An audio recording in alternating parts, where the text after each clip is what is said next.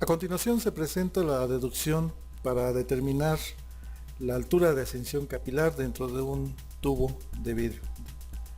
Para ello, partimos teniendo un conducto en el cual tiene una superficie del agua y se generan pequeños meniscos en la proximidad entre el tubo de vidrio y el agua.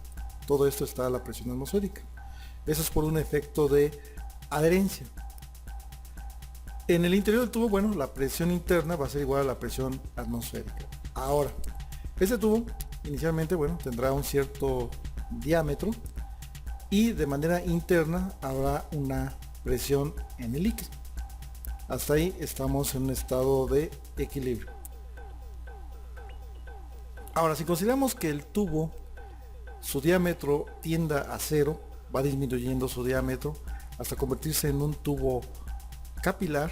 Para ello el diámetro tiene que ser menor o igual a 1 milímetro para que eso ocurra. Entonces, afuera del tubo, tendríamos esta condición inicial, pero debido a que ya está el diámetro es pequeño, entonces la tensión superficial genera que el agua empiece a ascender por fenómeno capilar. Se genera un menisco y entonces tendríamos un diámetro pequeño, y esta columna de agua que se va generando en este tubo, que le vamos a llamar tubo capilar, va a llegar hasta una cierta altura. Entonces, de forma radial estaría actuando lo que llamamos tensión superficial. Esto ocurre a un cierto ángulo de contacto entre el tubo capilar y la tensión perimetral. Por lo tanto, lo que nos interesa saber es cuánto sube el agua por efecto capilar. Ese es el fundamento. Tenemos ya nuestro modelo en el cual observamos las diferentes variables que intervienen. Entonces ahora lo que vamos a hacer es un equilibrio de fuerzas. La sumatoria de fuerzas verticales debe de ser igual a 0. Para ello, primero tomamos la acción perimetral de la tensión superficial. Entonces hacemos este triángulo en el cual conocemos la tensión superficial, conocemos el ángulo de contacto y lo que queremos conocer es la componente vertical. La componente vertical estará en función del coseno del ángulo de contacto. Entonces relacionamos cateto opuesto y cateto adyacente. De aquí lo que nos interesa es la componente vertical. Muy bien. Ahora, entonces el otro equilibrio lo va a dar el peso de la columna de agua. Ahora, para convertirlo a fuerza, la componente vertical, está actuando en todo el perímetro del tubo capilar. Entonces tomamos como fuerza, sería determinar el perímetro multiplicado por la tensión radial. Esa es la parte que está actuando hacia arriba. Ahora, determinamos cuánto pesa la columna de agua, que estaría actuando de forma vertical, pero hacia abajo. ¿Cómo lo determinamos? Con el diámetro podemos determinar su área transversal, lo multiplicamos por la altura que sube el agua y por el peso específico del líquido que contiene, que en este caso es agua. Para que esto esté en equilibrio, entonces igualamos estas dos componentes.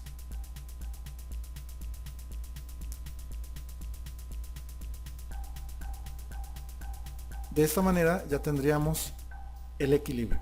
Ahora, de aquí lo que nos interesa es la altura de ascensión capilar. Entonces ponemos ahora todo en función de la altura de ascensión capilar. Y nos queda de esta manera, pasando elementos que multiplican dividiendo y los que dividen multiplicando. Tanto la parte de la tensión superficial como la parte del peso propio de la columna de agua.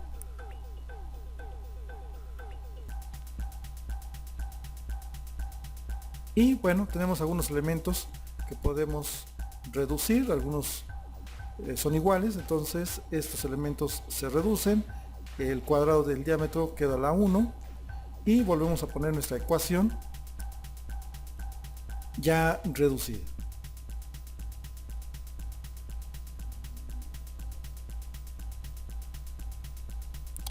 Muy bien, ahora tenemos que hacer compatibilidad en las unidades que vamos a manejar.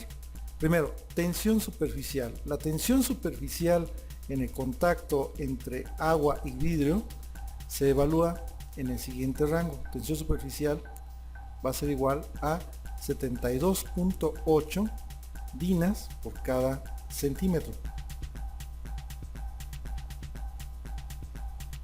Esa es la tensión superficial, contacto agua con el vidrio.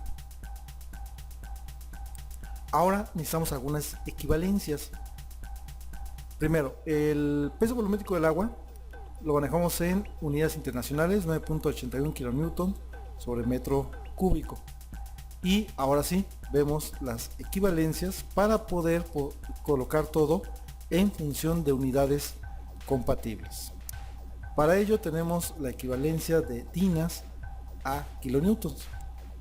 10 a la 8 dinas equivalen a 1 kilonewton. Y por otro lado, de centímetros cúbicos a metros cúbicos, bueno, pues 10 elevado a la 6 centímetros cúbicos equivale a 1 metro cúbico. Muy bien, ya tenemos planteada nuestra ecuación de ascensión capilar y nuestras equivalencias. Entonces ahora lo que sigue es poner todo en unidades compatibles. Lo primero que vamos a cambiar es la correspondiente tensión superficial. La vamos a cambiar de dinas por centímetro a kilonewtons por centímetro.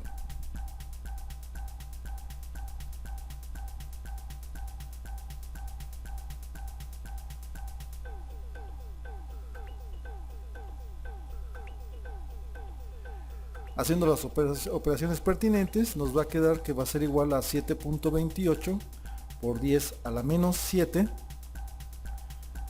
Ya nos queda en kilonewtons por cada centímetro. Bien, ahora hay que poner compatible el peso específico del agua. Pasarlo de kilonewton por metro cúbico a kilonewton por centímetro cúbico.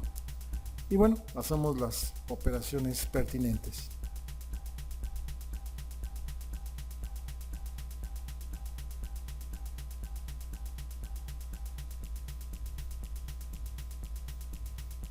Muy bien, haciendo esta operación, el resultado nos va a quedar en kilonewton sobre centímetro cúbico.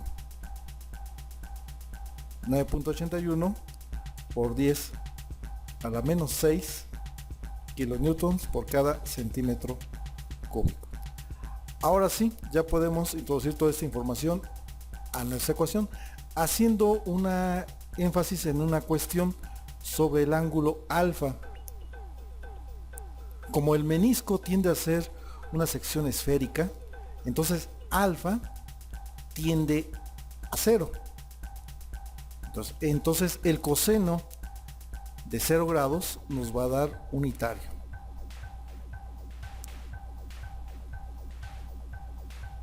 Lo hacemos notar en nuestra condición. Y en la parte inferior, bueno, todo queda en función del diámetro.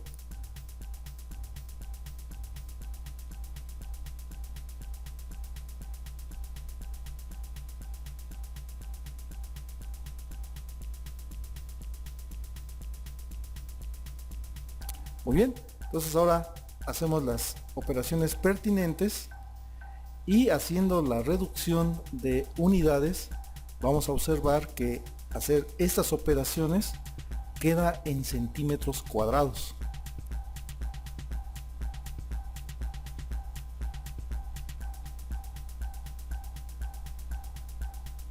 Sí, hacemos la observación de esto y nos queda centímetros cuadrados el resultado. Por lo tanto,